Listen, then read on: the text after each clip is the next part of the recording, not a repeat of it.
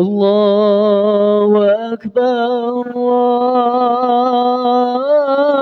الله أكبر لا إله إلا الله.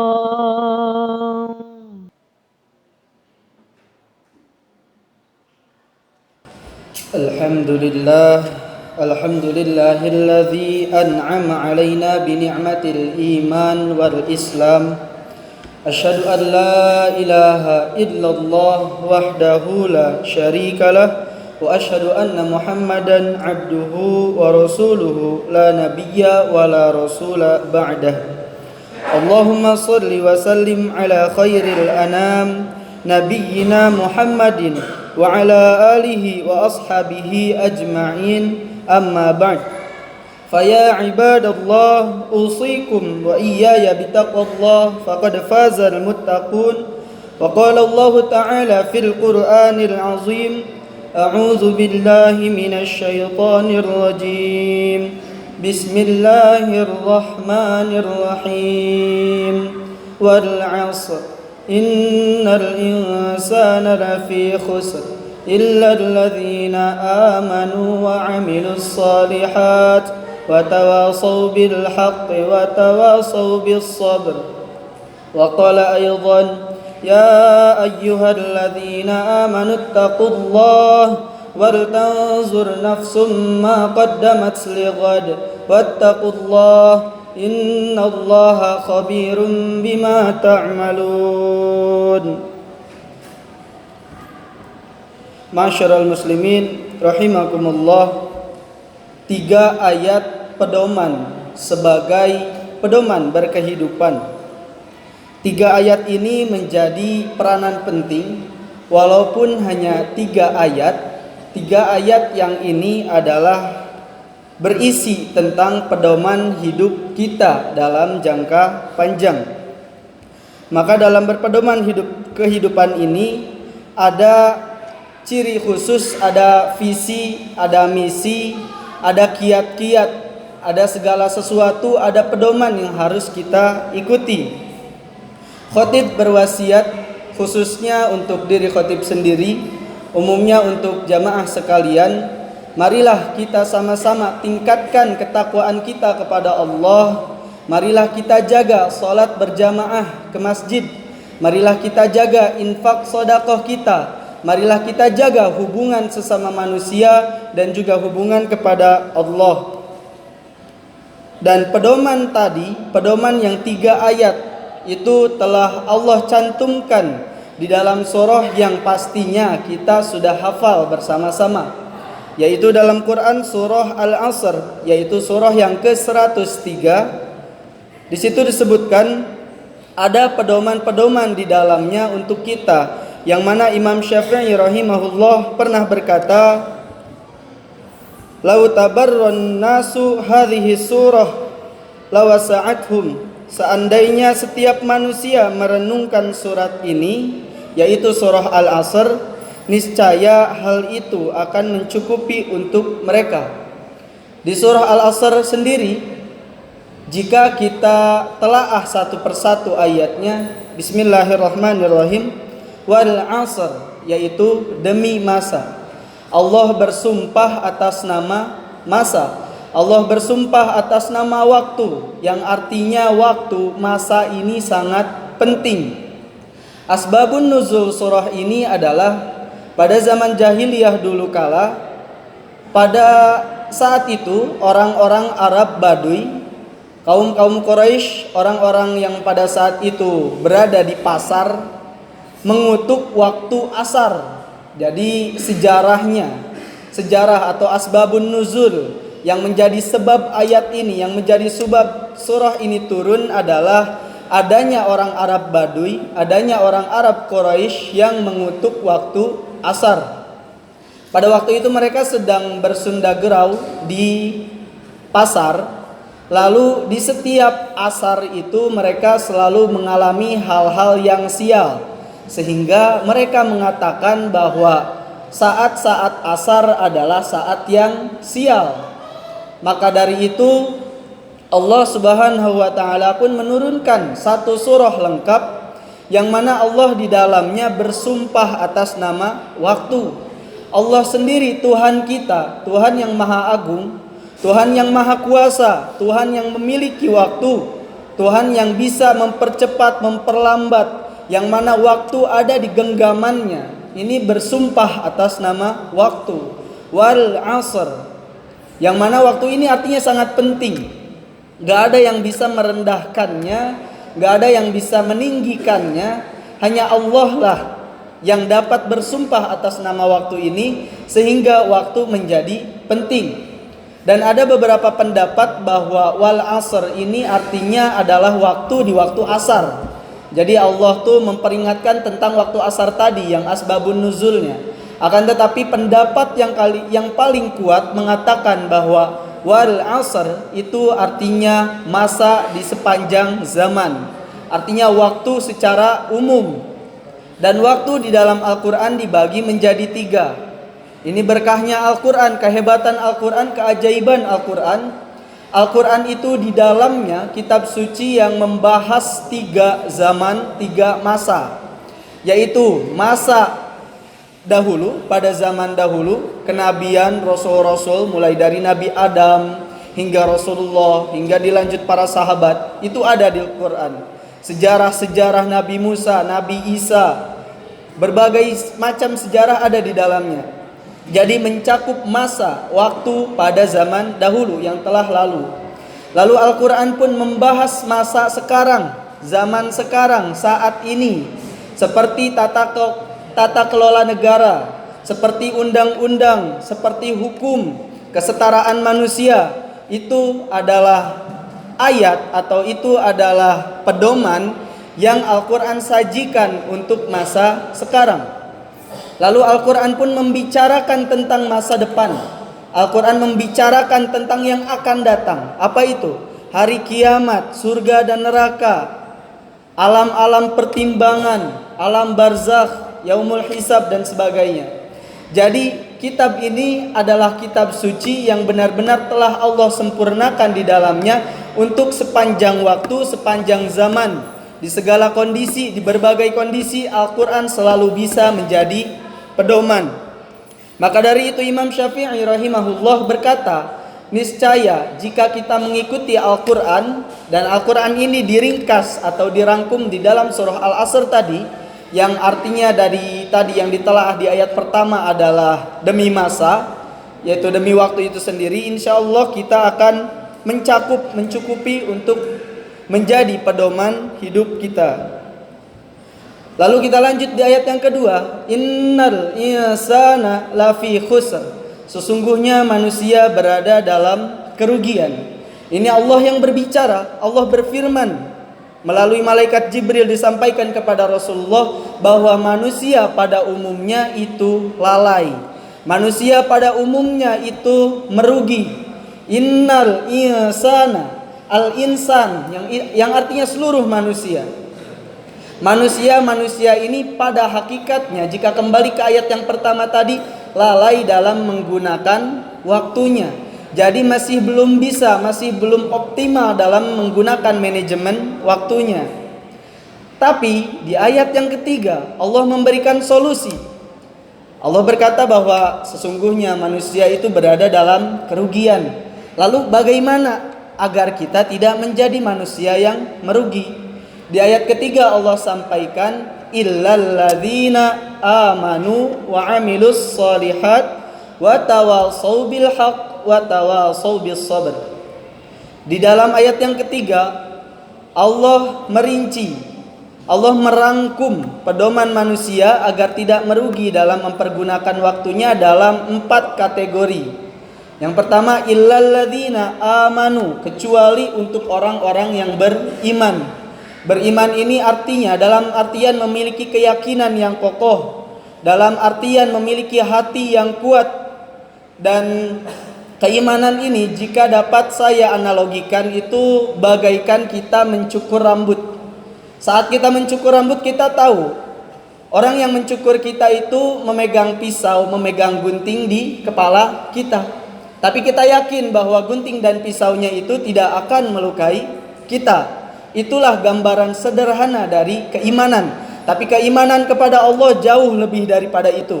Keimanan kepada Allah lebih kuat dari itu dan lebih kokoh dari itu. Kita meyakini bahwa Allah lah yang berhak disembah, bahwa Allah lah yang memberi kita kehidupan, Allah lah yang memberi kita rizki, Allah yang memberi kita nafas gratis sampai saat ini, Allah yang menghidupkan kita, mematikan kita, Allah yang dapat memperlihatkan kita hal-hal indah, hal-hal yang kurang baik yang mana kita dapat mengambil pelajaran dari dalamnya. Lalu amanu, contoh amanu pernah ada di zaman Rasulullah, yaitu pada sahabat Bilal bin Rabah. Keimanan Bilal bin Rabah itu udah sangat kokoh. Pada saat itu Bilal bin Rabah mendeklarasikan untuk masuk Islam, sehingga majikannya tidak terima. Majikannya pun menyiksa Bilal dengan cara menimpakan batu yang besar ke atas tubuh Bilal. Lalu apakah Bilal gentar? Batu itu yang sangat besar, batu yang dapat mungkin meremukkan tulang-tulang Bilal itu sendiri, apakah dapat membuat Bilal gentar? Tapi rupanya enggak. Bilal berkata saat ditimpakan batu itu, ahadun ahad, ahad. Bilal tetap berkata bahwa Tuhan satu, hanya Allah, Tuhan satu. Saat majikannya berkata, ayo Bilal, katakan Tuhanmu Lata, Tuhanmu Uzza, maka batu ini akan tersingkir dari badanmu. Tapi apa yang Bilal katakan? Ahadun ahad, ahad.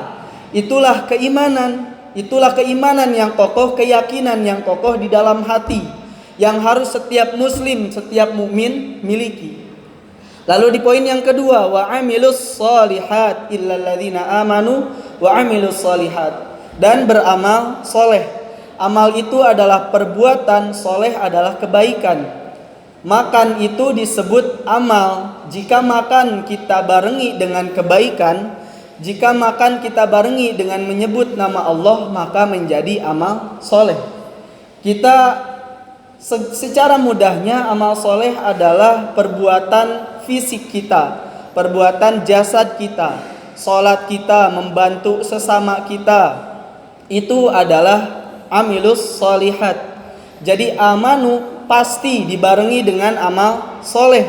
Keimanan yang kokoh pasti diimplementasikan dengan perbuatan yang soleh, dengan amal soleh. Jadi amanu dan wa amilus solihat itu adalah amalan individu.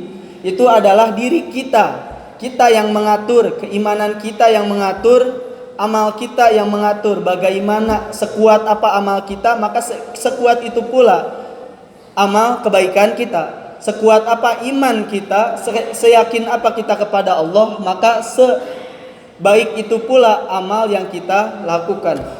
Lanjut ke poin yang ketiga, watawasau bil haq, yaitu saling menasehati dalam kebenaran. Saling menasehati dalam kebenaran ini dalam artian kita wajib mempelajari Islam, keilmuan Islam. Karena untuk mencapai kebenaran itu butuh ilmu amaliyah, amal ilmiah. Jadi segala sesuatu itu butuh ilmunya. Dan jika kita ingin beramal, jika kita ingin melakukan sesuatu, itu butuh ilmunya. Jika kita sudah punya ilmunya, kita punya dasar ilmunya, kita punya keyakinan, kita punya ilmu yang cukup, maka harus kita amalkan. Dan itu berbanding lurus, ilmu dan amal, nggak bisa dipisahkan. Seseorang hanya berilmu tapi tidak beramal, itu sombong. Seseorang beramal tapi tidak berilmu, itu bodoh. Makanya dua hal ini, ilmu dan amal, harus berbarengan, harus berjalan sama-sama. Di poin yang terakhir, watawasau bis sabr, yaitu kita harus saling menasehati dalam kesabaran. Dalam kesabaran artian kita harus menjalankan segala syariat Islam, menjalankan segala pedoman kehidupan, segala sesuatu yang kita jalani di dunia ini harus penuh dengan kesabaran. Kita harus memiliki kesabaran yang cukup. Sebagai seorang muslim, sebagai seorang mukmin khususnya, kesabaran adalah akhlak yang harus diprioritaskan. Karena kesabaran akan memunculkan keikhlasan, dan keikhlasan akan membawa kita kepada surganya Allah Subhanahu wa taala. Masyarul muslimin rahimakumullah, dari surah Al-Asr tadi kita dapat mengambil pelajaran bahwa waktu yang kita miliki, masa-masa yang kita miliki selama di dunia harus kita pergunakan dengan baik, harus kita manfaatkan dengan baik agar kita tidak menjadi manusia yang merugi, agar kita tidak menjadi manusia yang lalai, kita menjadi manusia yang beruntung. Sehingga 4 poin yang ada di ayat ketiga surah Al-Asr itu sudah cukup untuk menjadi pedoman hidup kita. Yang pertama, memiliki keimanan yang kokoh. Lalu yang kedua, kita beramal solih, sehingga iman dan amal solih ini berjalan berbarengan. Ini adalah amalan individu yang mana kita sendiri yang mengaturnya. Lalu di poin yang ketiga, watawasau bil haq, yaitu saling menasihati dalam kebenaran. Kita mengajarkan orang lain, kita sharing dengan orang lain sharing dengan kita mendengarkan. Itu suatu bentuk saling menasehati dalam kebenaran. Lalu yang terakhir, saling menasehati dalam kesabaran. Ini adalah bentuk sosial, yaitu hablum minan nas, kita sesama manusia. Jadi interaksi kita kepada sesama manusia, bagaimana kita mengamalkan ilmu kita, bagaimana kita mengilmui amal kita, dan juga bagaimana kita membantu orang lain dan juga dapat menjadi bermanfaat bagi kehidupan orang lain. Rasulullah Shallallahu Alaihi Wasallam pernah bersabda, khairun nas anfa'uhum linnas, sebaik-baik manusia adalah manusia yang bermanfaat bagi manusia lainnya. Ini sudah cukup menjadi pedoman kita agar kita menjadi manusia yang beruntung, yaitu tujuan kita menjadi sosok yang bermanfaat. Aqulu qawli hadza wastaghfirullahal azim li wa lakum wastaghfiruhu innahu huwal ghafurur rahim.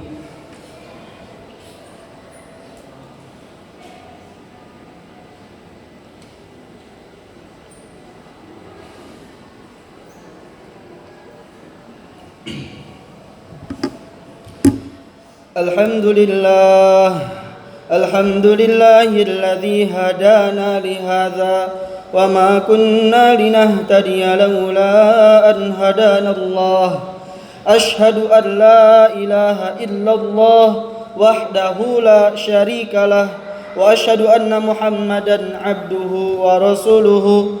Allahumma salli ala sayyidina Muhammad wa ala alihi wa ashabihi wa man tabi'ahum bi ihsanin ila yaumiddin. Amma ba'd, faya ayyuhal mu'minun ittaqullaha ta'ala haqqa tuqatih.